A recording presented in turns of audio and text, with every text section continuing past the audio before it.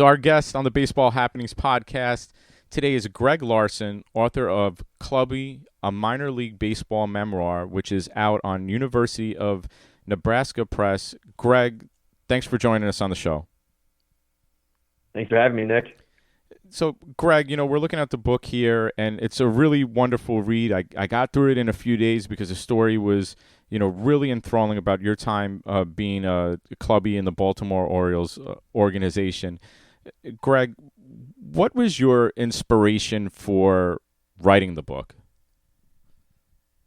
Initially, I thought that this book was going to be an expose about minor league baseball, showing people this is the dark underbelly of minor league baseball. This is how much these guys get paid, $1,200 a month.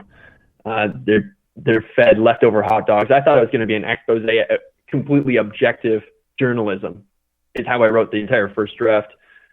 And it wasn't until a friend in a creative writing workshop said, I don't know why you're not a character in this book, because it's so obvious that you want to be one of these players. Like, as a clubhouse attendant, I was literally living in the clubhouse the second season that I was there. I was taking batting practice with the guys. I was completely entrenched in that world. And when I realized, oh crap, I need to be the main character here, it became a completely different story. It became a story about love. I realized love of the game, relationships, how they get strained in baseball. And it's a story about growing up in a game that wants to keep us all young.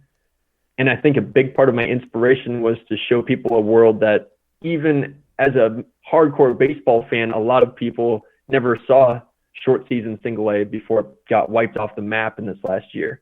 So I wanted to show people that sort of secret side of professional baseball. You bring up a good point that, with the reconfiguration of the minor league baseball, right? The Penn League is a, thing of the past. And, we have the Brooklyn Cyclones here. Mm-hmm. So, when you talk about, the Cyclones, I was like, oh, I remember those players and, the guys that you're talking about in the book. But when, during the point of you working as a clubby, did it come to you that, hey, maybe I could write a book out of this? Or did it come well after, you had left the organization? Yeah, it came pretty early, within a matter of weeks, actually, when one of our pitchers, Alex Schmarzo, who at the time was 23 years old, I didn't realize this, but that's a senior citizen in short season single A. Mm-hmm. But a lot of the guys are 18, 19 years old. So Schmarzo, as a 23-year-old, was a grizzly veteran at that level.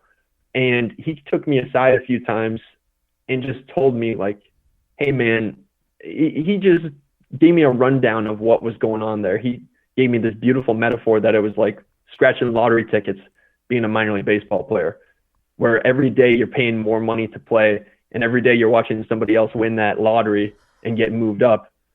And you think to yourself, well, if they can do it, then so can I. But then what happens is you spend another day and another dollar, and you realize that you're broken out of time. And now that was a somewhat cynical and a somewhat subjective view of the game. But once I heard that perspective of it, even no matter how exaggerated it is, when I heard that perspective from him, I thought, holy crap, I always dreamed of being one of these guys. I dreamed of being a professional baseball player. And I realized that my best case scenario is to be sitting here wishing that I wasn't in the clubhouse. As a player, it was this interesting shift in my perspective of baseball. And from that moment forward, I kept obsessive notes.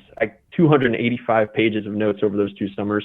I had no idea what the story would look like, but that's the moment I realized there's a story here, even if I don't know what it is. Were you like Jim Bouton taking notes in plain sight, or when, the players were out on the field, or, at night, were you, writing in your notebook? How did you, take the notes down? It usually looked like me in the back after a day. I'd be in the equipment closet on my laptop typing things up, but I was open about it. I mean, I would talk about it with guys that there was a story here, that I was an English major. The thing is, on a larger scale, writing a clubhouse tell-all is taboo in baseball and maybe every professional sport. Mm-hmm. But there are so many guys who talk about it in the clubhouse, even players, even coaches, anybody. They say, oh, I should write a book about a season. Nobody does it. Almost nobody does it. So when I would tell guys I was writing a book, I was just another one who was just flapping his gums. but then it turns out that I actually did something with it. There was a pitcher maybe about 10 years ago who was from Yale who wrote like a minor league tell-all, and I know he caught flack because he said, he accused guys of stuff or exaggerated stories. While, your book isn't like that, where, there's some interesting details, but I don't really think you're there to out anybody. Did you have to give yourself pause of like, hey, this needs to be left on the chopping block, and then this is above board for me to tell? Oh, yeah. I think you're referring to Dirk Hayhurst. And what Not he even did. Dirk. I'll get the guy's name no? before we're done. But yeah, it was with the Angels. That I remember. Gotcha. There's this strange phenomenon when you're writing a memoir. In the first draft, I had to just put all of that out of my mind. I had to think about everybody as characters as opposed to real people in the first draft. Because then if I start thinking, oh, is this going to hurt somebody's feelings if I tell this story about a player attacking somebody else with a baseball bat? Oh, is this going to hurt somebody's feelings if I make this player look if I make Alan Mills, if I show him in my interactions with him, and he might think that that's a unsavory perception of him. I had to put all of that out of my mind in the first draft. But then in the editing process, I had to think to myself, okay, these are real people that I'm writing about. I mean, there's one story, I can't say it out loud. I can't say it in public, but it's about a certain Hall of Fame pitcher and some unsavory, a Hall of Fame player, not a pitcher, and some unsavory details about his playing career that I think would be a bit of a bombshell, but I could never fully verify it. I could only hear rumors of it. So it just did not make it into the final cut of the book. But that was forefront of my mind. Am I going to hurt these people bringing up old ghosts from 10 years ago? And so far, everyone's been really positive. They've been grateful that I created this snapshot of 2 seasons in minor league baseball, and that maybe more people will know what it's really like down there at the bottom of the major leagues, or minor leagues rather. In the last 2 to 3 years, a lot more attention has been given to the conditions, the low pay in the minor leagues. There was a lawsuit brought about by Garrett Brocious against, professional baseball about this, and there's definitely more awareness. But as you said, a lot of people do not know what goes on with minor leaguers trying to manage their finances. And, in the book, you wrote that you realized with your salary as a clubby, when you probably tell people what you made, they probably like, wow, that's not a lot of money. But then when you put it up against what the guys got for those 3 or 4 months, you actually out-earned everybody on the ball club. What do you think fans are going to pick up about that reality? Yeah, I mean, if you took away signing bonuses, and granted, some guys got massive signing bonuses, 7-figure signing bonuses, but that's one guy per team per year sometimes. Right. If you take away signing bonuses, these guys were getting paid about $290 a week. They would be making less than $4,500 a year as players, and I was making 3 times as much as them. So these guys, and then on top of it, they're paying me dues. Well, that's what I was going to say. Like, they're paying you. Right. Which to me was just like another tax, even as a clubby then. I mean, if I'm being perfectly frank, and I think my therapist might tell you this, that a big reason I wrote this book is because there's a certain level of guilt that I felt at those years where I felt like I was a part of a system that took advantage of these guys that I considered my friends. And nobody questioned the fact that, okay, minor leaguers at single A are making about $1,200 a month, and the clubby is making 3 times as much as that. And none of it made any sense to me. So those guys, I mean, they would cope by, my first year, I had a 2-bedroom apartment, and at any given time, I'd have up to 5 guys sleeping in my living room because they didn't want to pay rent out of their paltry salaries. Guys would be living off of peanut butter and jelly that I'd feed them after the games, or leftover concession stands food. A lot of guys would stay with host families if they were able to find a host family. I mean, it's just such a strange world. And I think people are going to gather that from reading the book. I just wrote a piece on Mike Trout and the nutrition that they Angels work with. I spoke to the team dietitian. They gave me a lot of background, and it was really an eye-opener. And she had said, well, like with the minor leaguers, they definitely lack resources. And she's like, people are always like willing to like give food and other things like the major league club, and like these are the guys that have the money. And she's like, give it to the minor leaguers. You talked about peanut butter jelly sandwiches. I know in the book you also refer to, you know, how you had to go shopping, you know, for the teams to pick up food, and they were giving you tips, you know, maybe how to do it on the cheap, and then also like negotiating with the concession stand to get leftovers. Can you really tell us what was in a typical spread, you know, that you put out, or that when you first started, which you had to curate on your own, because it definitely didn't sound like fine dining from, you know, what I had read in the book. No, and I mean, this might get a little bit gross, but I'd feed them 2 meals a game, 2 meals per home game.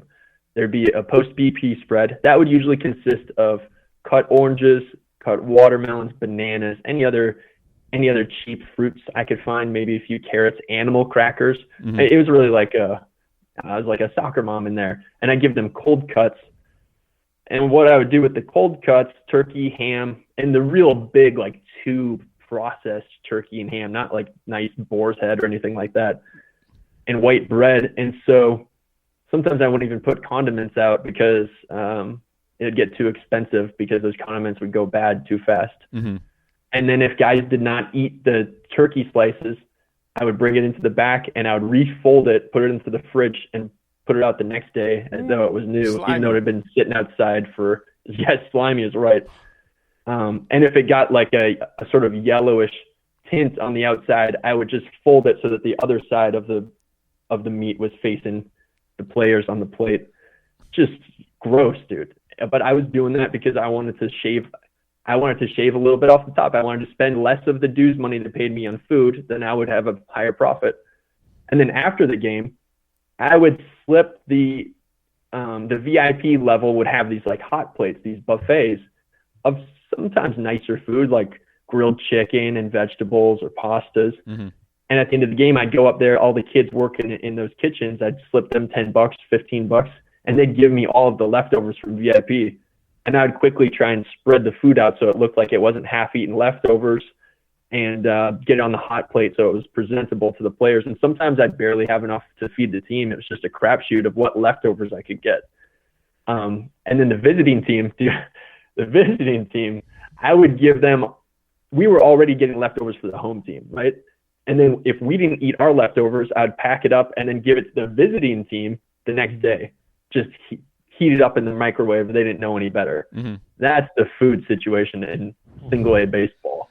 And you know, these guys are not making much money. They're trying to play pro ball, and they're eating like almost substandard food. And that's no knock on you, right? But you know, you're not bringing out like a spread that's been like calculated by a nutritionist.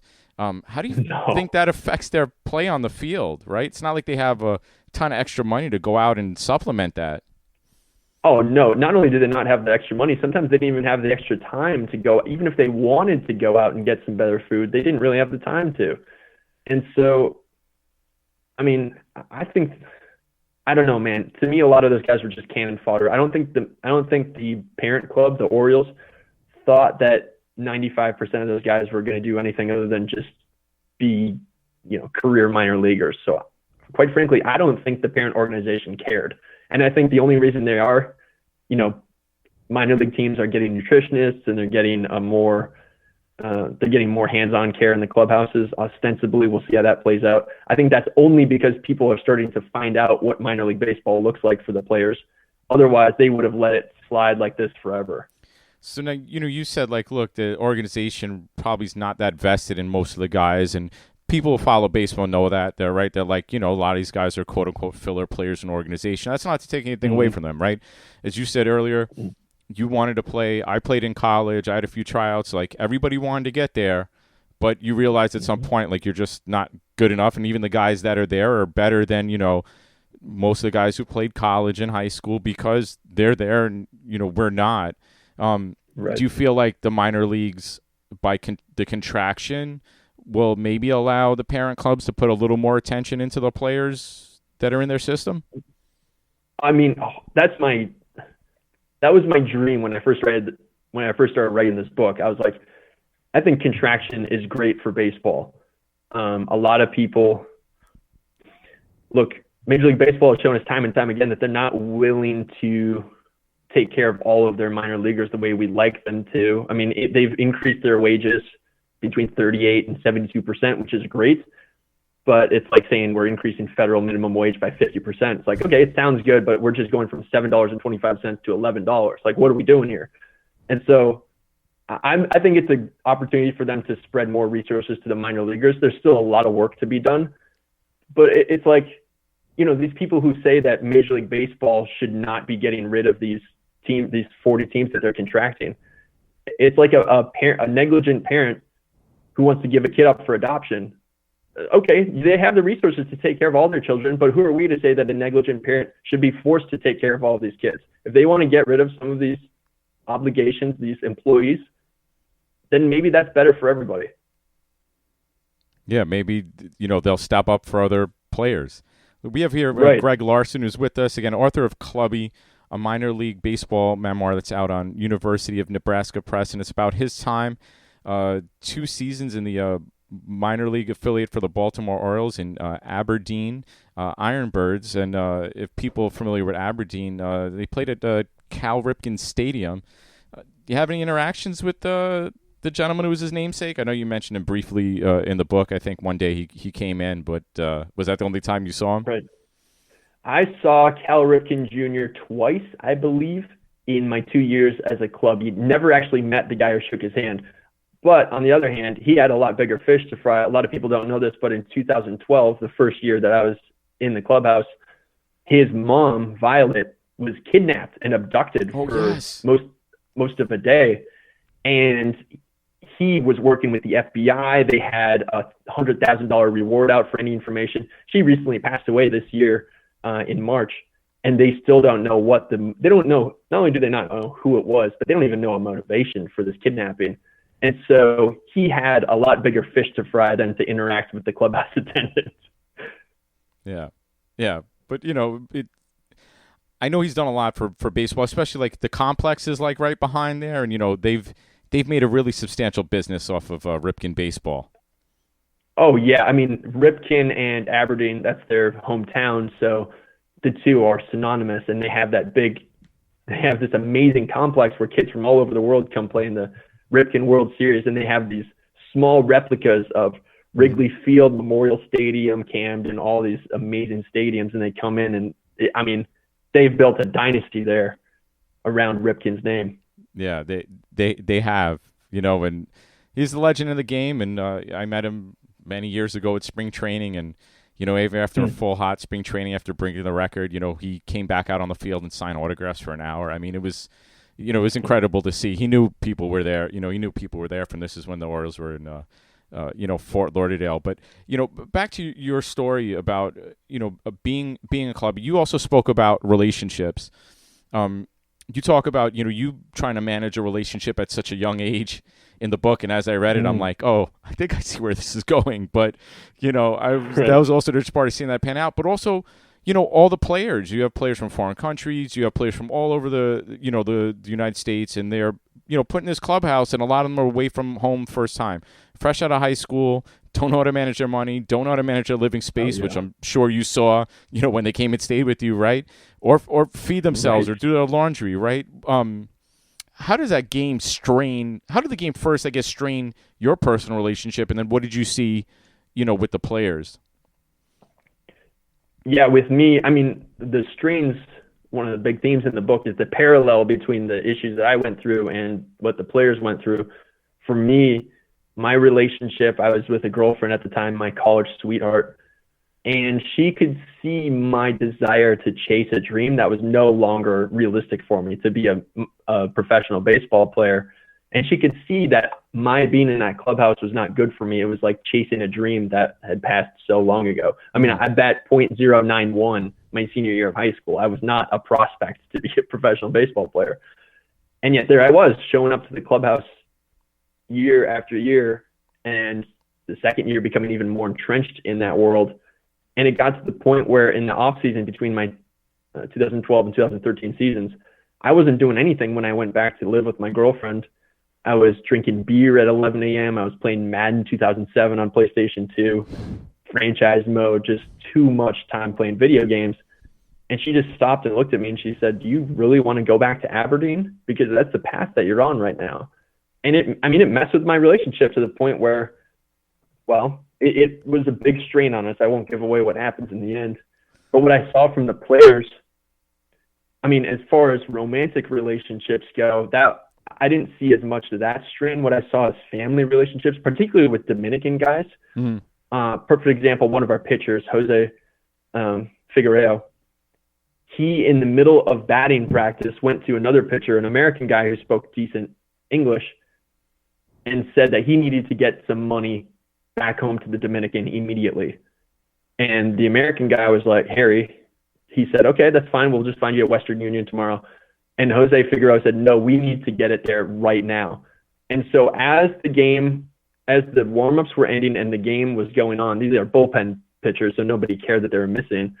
These guys went to Western Union to send money to this guy's family in the Dominican, and we don't know exactly why they needed it so urgently, but it was very clear that if they did not get it soon, it was going to be a problem. And so that's a lot of pressure on a guy. Some of these guys, especially from the Caribbean nations, maybe they have an entire family or an entire family system depending on them making it, and a lot of them wash out. I saw a Dominican guy, walk out in the middle of a game because he saw the writing on the wall that he was going to get cut, and he didn't want to get shipped back to the Dominican, so he wanted to keep his visa and stay in the U.S. I mean, so it messes with guys, man. He just bounced, dude. And you know what? Actually, a lot of those guys wind up here in New York City. So when I was in college, I played in a league called the Soria League, named after Pedro Soria, he ran the Puerto Rican Winter League.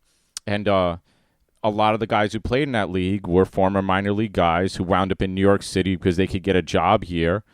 You know, there were minor league guys that just never went back, you know, whether it was legally or not, right? They wound up in New York City working somewhere, and then they're playing, you know, high-level semi-pro baseball on the weekends because, like, that's their respite. Right. I mean, that's what this guy who bounced in the middle of the game, he tried to come back to the stadium the next day and catch a bus to Brooklyn for a road trip. And the Orioles said, "No, you're not getting on this bus. You're released." There's no doubt in my mind that's what he was trying to do. Well, that's when I was reading that. That's what I thought. I'm like, he's just trying to go to New York City. You know what I mean? Maybe to link up with somebody that he knows. So, you know, they give him a bed or whatever it is, and, you know, he'll figure out a job instead of having, you know, to go back, because there's, you know, I think we fail to realize, like, what we might look at like a low-wage work here, it still trumps a lot about what they could get in the Dominican. And then the money that they still can send back is still rather significant, even though we may not look at it that way.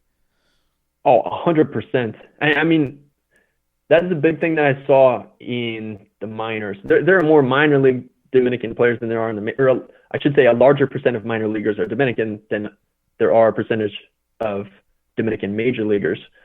And so I think that a lot of these teams just look at them as they have the boatload mentality. They're going to sign a bunch of Dominican guys for cheap, maybe $10,000. And then if one of them winds up being a star, it's all worked out, and they kind of don't care about the rest. And they don't really care about, you know, teaching them or having a translator in the clubhouse for them or helping them figure out the finances. It's just, they're left to their own devices even more than the American guys. And I see the Dominican guys just getting thrown under the bus even more for the most part. You know, speaking of the finances, what's like the silliest, dumbest thing you saw guys do with the little bit of money they had? Yeah, I don't know if there was a guy who like came in with a bonus, or like you would just see guys make their paychecks evaporate. Like, you know, reading the book, I realized like, wow, the life is definitely not as glamorous as people think. Like it's a grind. You're at the ballpark all the time. You're in small towns. It's not like you're in, you know, New York City or Los Angeles or Miami where like things are popping all the time. Like I'm sure Aberdeen goes to sleep at 10 p.m. You know, so guys had to figure out a way to entertain themselves. Did you see guys like, I don't know what this guy's doing with his money, but it seems like he's just lighting it on fire? It was, with that amount of money, with $1,200 a month, it'd be the smallest things. Like if guys showed up with new clothes, Ed Hardy shirts, the, I did not see any huge purchases, but if I see an Ed Hardy shirt, those things, they sparkle from a mile away. Right. I'm like, dude, you didn't pay me dues this last homestand. I know you had money to buy that new Ed Hardy shirt. I'd be going up to them like a little Boy Scout with my fanny pack and my notepad and saying, well, you owe me $21 in dues. What's up with the shirt?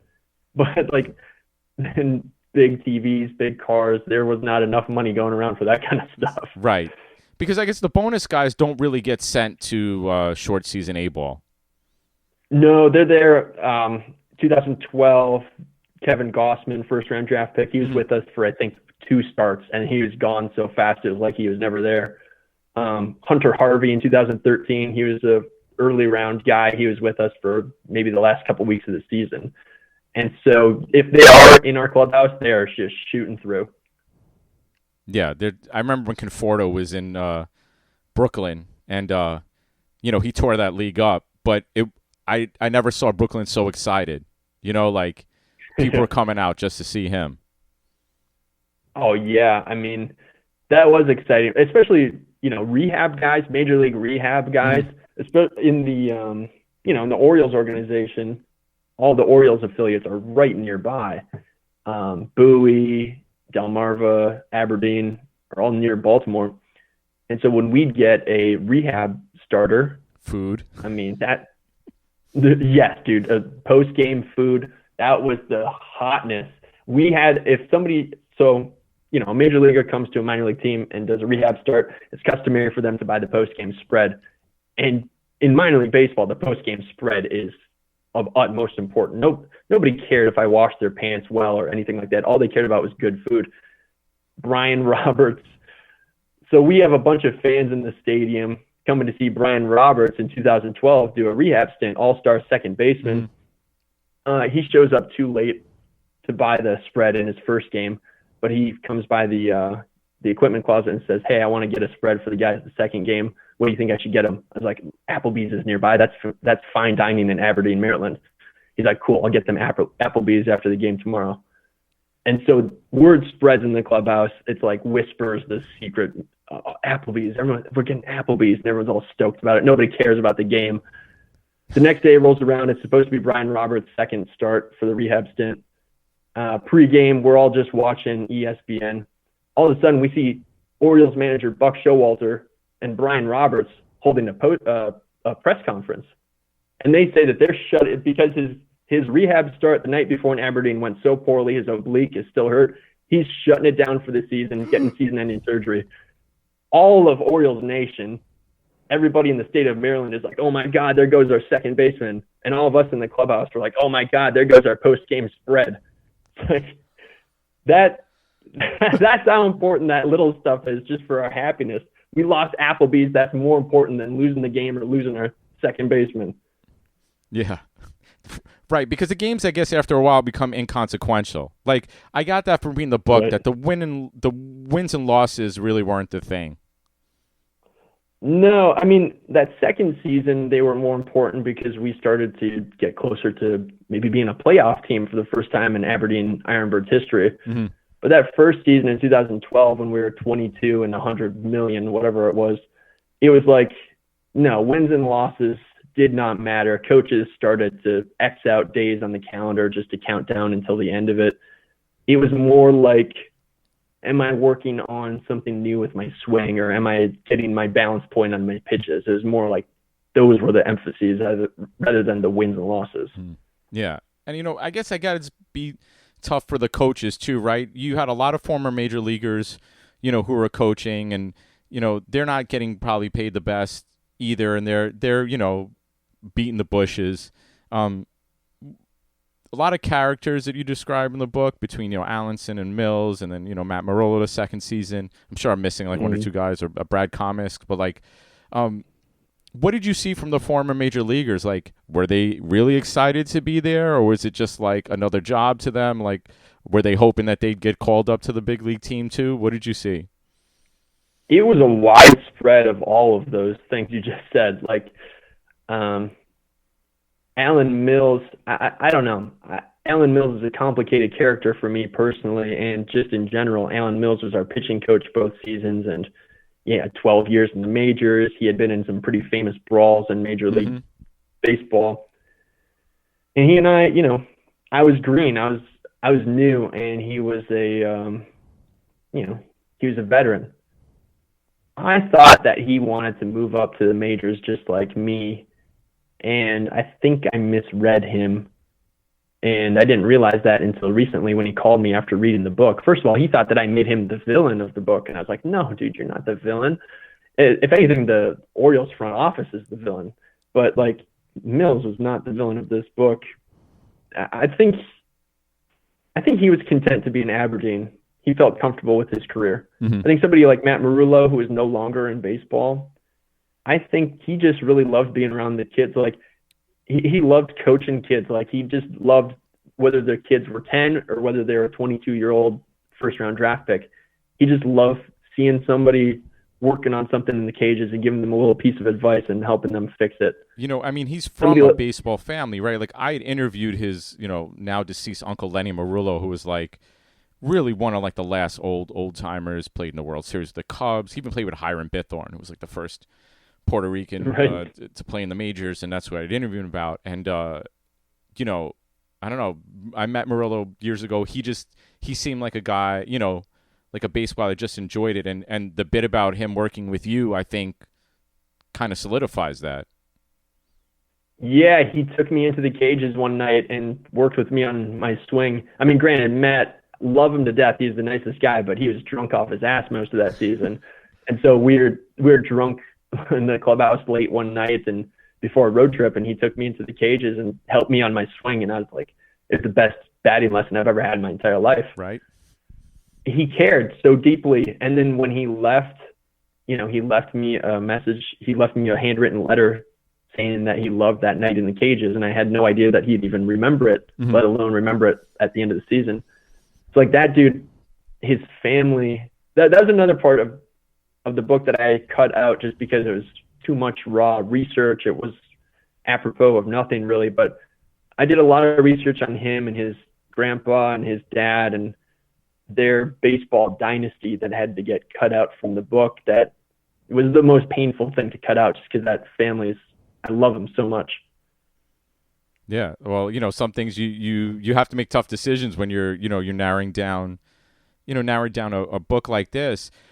What did you find out about yourself during this journey? Not just like, you talked about the relationship a little bit earlier, but also about yourself. Because, I'm reading it and I'm seeing like, here's, a young man at the time, like trying to find his way, and you're here and you're doing like kind of a thankless job, right? Like you're cleaning the uniforms, you're cleaning the clubhouse, like, and I'm like, is this the life for like a guy in his young 20s? But, you lived it and yeah, what did it do for you now that you've had some time away from it, that experience? Yeah, that's the question, man. That's a question that I've been grappling with since I first was a clubby. I think at the time it made me cynical. Like I thought baseball was this magical thing, and it still is that. But at the time, I just felt, like you said, thankless.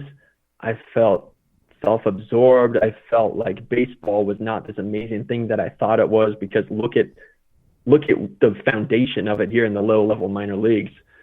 But now, as I'm starting to put this book out there and I'm starting to think about it and talk about it more, I don't know. I think it deepened my relationship with the game is the best way I can put it. Where before, yeah, maybe I had a boyish view of who is at the top of the standings and who is going to win the batting title, all this stuff. I don't care about that stuff anymore. And I thought that me not caring about that anymore meant that I fell out of love with the game. But what I realize now is I care more about the personalities and the people behind the numbers more. Like Trey Mancini coming back from cancer, I care about that. His batting average this year, I could not give less of a crap about that. I thought that meant that I was cynical, but I realized that it's just maybe a more mature relationship to the game. Yeah, you had an experience that, again, a lot of people wanted to have, right? Like you were there for 2 years, and you said that you couldn't get there as a player. So like, what did you do? In college, right? You wound up doing like a similar type of job, where like you were the manager for the university, right. Where you went, and then, that kind of parlayed into, this job. So you got to be around it and see it from that side, which a lot of people don't, right? So many people play the game and want to be around the game, and you had this level of access for 2 years that, we don't have. Yeah, and I'm grateful for that. I'm so grateful for that because I get to have this perspective of being on the team, but also still a fan. And it forced me to grow up. Like, that's a lot of what this book is about, even if it's not hitting it on the head. It's about what it's like to grow up in a game that keeps a lot of us young. Yes, right. And being in the clubhouse, you see all the hijinks and the tomfoolery and all of the kind of immature stuff that goes on, along with the real emotions that we spoke about, guys being homesick and guys wanting to leave and coming to the realization like they're not going to get to the major leagues. Like, when you're in between the lines, you go and put that uniform on, it's like you can be a boyish kind of kid again, because that's like what the game celebrates. Yeah, and that's a beautiful part of it, but it's like it is in any part of life. It can become complicated if that boyish part lasts too long. Mm-hmm. And like you said, about the player that was like a little bit older, right? That he kind of had that viewpoint, of it. But even then, as it goes along the book, like he finds himself again. Like, he's always on the edge of leaving, but he gets pulled back. And I feel like that's a consistent theme in the book, right? Like, we're always kind of maybe on the edge of leaving baseball, but you find a way to get pulled back in. Yeah, it's really addicting. The highs and the lows of it can be addicting. I think about it like a gravitational pull. Like, everything that you do, because what happened with Schmarzo, that pitcher that you mentioned, is that every time he would give up and he'd stop caring, that's when he would finally be in the moment and he would finally start pitching well. I mean, once he stopped caring about moving up or getting cut, all this stuff, he went 2 weeks without giving up a run. And then all of a sudden he got moved up to Delmarva, and then he just gets blasted because all this, it meant too much again. So this like cycle, in a lot of ways, it's like a complicated relationship. It's like being in a really complicated relationship with a boyfriend or girlfriend who's a lot of ups and downs, can be addicting, even if it's not always good for you. Yeah, a lot of guys can't handle that. Like, you're prepped your whole life to play the game, but nobody really sits with you or works with you consistently, or who has the resources to go to like a sports psychologist to handle this. Like, how can you stay in the moment and not worry so much about, gosh, if I have a bad outing, am I going to get like a pink slip, which is a real thing for, professional ball players. Like, if I don't hit for a week or two, am I going to get that tap on the shoulder to come to the manager's office? Yeah, what's even more messed up about it is sometimes it seemed to be no rhyme or reason. A guy with a 5.75 ERA would get moved up, and a guy with a 2.0 ERA would get released. It was the strangest thing. It was like there's nothing you could do that would change the outcome. And it's not, in a certain kind of way, that might make it easier to stay in the moment because there's more that seems out of your hands. But for a lot of guys, I think it messed with them. What did you see from the players skill-wise from spending 2 years in a minor league clubhouse? Like you said, like most of these guys weren't going to get up. What did you see skill-wise that maybe, was a reason why they weren't going to pan out? Because again, all these players were top high school, top college guys, and then they get in this atmosphere, and it's like you're not going to make it. Yeah, the biggest thing I saw was guys who would get signed or drafted because they were flamethrowers who couldn't throw strikes. That was the biggest one. And quite frankly, I don't think the organization at that point might not have cared that much. They'd keep them, if somebody could throw 97, 98, they'd keep them around whether or not they could throw strikes just to see if they could eventually find the zone. I mean, skills-wise, when I would go to games at Camden and I'd compare them to Aberdeen, at the major league level, guys still make mistakes, but they're much better at minimizing each other's mistakes than they were at the low-level minor leagues. A scoop here, a swipe there, a throw that's compensated for at second base from the catcher. Just those little compensations for mistakes. At the low levels, guys just hadn't picked that up yet. And the mentality thing, too. I mean, we had a pitcher, Sebastian Vader, who wound up being an ace pitcher in 2013.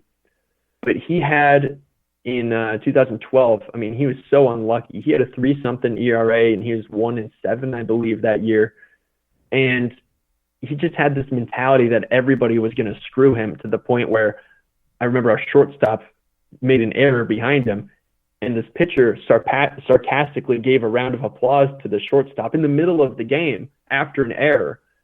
That kind of stuff, you're probably not going to see that on a major league field for a good reason. Like those mentalities, those guys get washed out. He did not make it any farther than high A, I believe. Mm-hmm.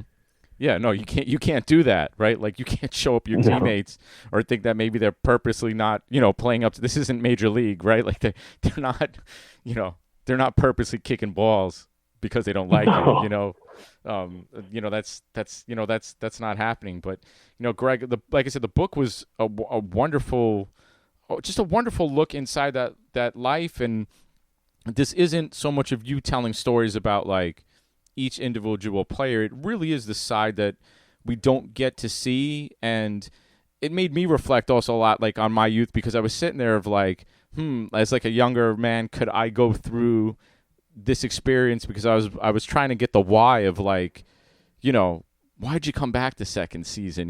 Why is he putting himself, through this? Like, why did you? Well, let me get this. Why did you choose to live in the clubhouse? Like, I know you talk about that, but like, that's not an easy move either. Like, I'm gonna just set up shop in the clubhouse. Like, was it really financial, No. or what appealed to you? I mean, on the surface, it was purely financial. I was living with my girlfriend in the off season in South Carolina, and I didn't want to pay for rent in South Carolina and Maryland at the same time.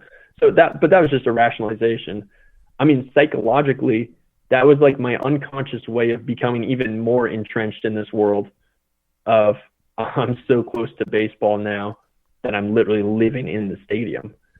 And there's a certain part of me that at that time I was I was drawn to squalor in different ways, where something that I could strive for and, I could struggle for made it that much more valuable to me. So living in the clubhouse was an easy way for me to rationalize this sometimes, I don't know, irrational behavior, I guess.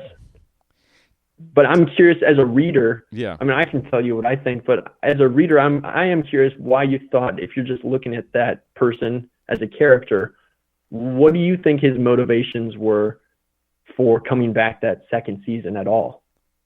I think there were a lot of unanswered questions, right? So I try to put myself in that shoes of like, if I was, early 20s, I was in a relationship, like why would I come back knowing that, there was that strain? And I feel like I feel like maybe you were trying to find something else out about yourself, like whether there was some sort of inherent challenge about going back to it, but like, could you handle it? Or was this really the route I wanted, because maybe stuff was uncertain with the relationship, back home? Right.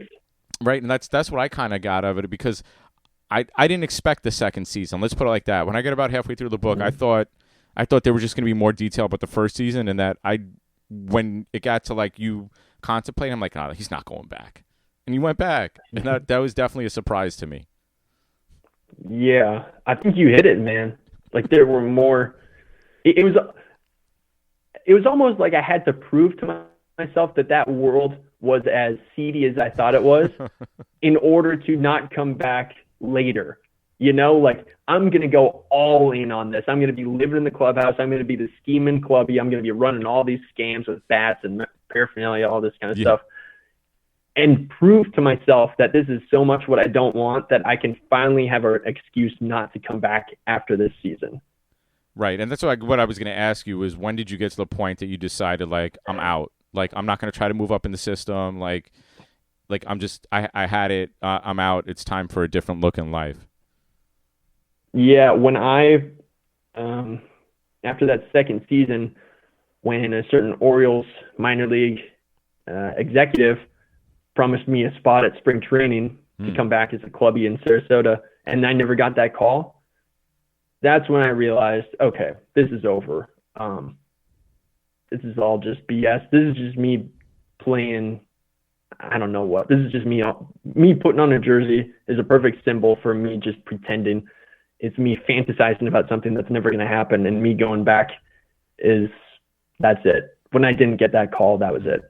But it did happen in the sense that, you got to do this for for 2 years and Mm-hmm. get the experience with with all these players and meet all these different people. I don't even want to say characters. They all had their own character, right? And you'll have a lifetime of Mm-hmm. stories, that you can tell, and a lot of them are in this book. And I'm sure a lot of them, if we sat down and had a beer together, right? You could tell Yep.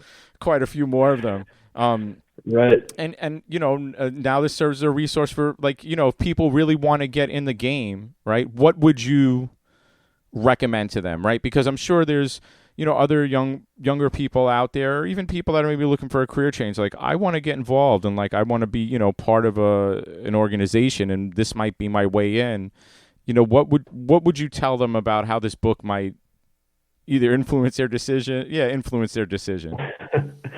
I mean, this is not going to be the media-friendly answer, but it's the truth. Like, go into it with clear eyes, because what I saw there made me not necessarily want to go back. It's going to change your view of baseball forever, for better or for worse, if you go into working in professional baseball. I can't watch a baseball game the same way I used to. Am I better off for it? In some ways. But to a certain extent, if I had the option when I was 21 to say, hey, you're going to be able to look at baseball with these idyllic, perfectionist eyes forever, I probably would have taken that route. Mm-hmm. So it's not the most, I don't know, it's not the most PC or whatever answer, but I'd say maybe when you read this book, it'll change your perspective on what this world looks like. Right. And I definitely opened me up to, just that because you never think about the clubhouse person, right? You think about the players, and there is a lot of stuff documented about players, about what they do with them, low salaries, and how they're living 4 to 5 guys to a house just to get by, and cleanliness is out of the window and all that stuff. But then who's the person that's prepping all the situations for them? And the clubhouse guy has a ton of responsibilities, a lot that we don't know, and you definitely outlined them in the book for all of us. Greg, if people want to get in touch with you, via social media or your website, how can they go about doing that? And then how can they go about getting a copy of the book? Yeah, the easiest way to do all of that is to go to the website, clubbybook.com. Mm-hmm. That's CLUBBIE book.com. And my publisher, you can pre-order the book, buy the book there. There's all kinds of cool content, deleted scenes, everything. And my publisher made the Kindle version of the book available for $1 until April 8th on Amazon. Okay.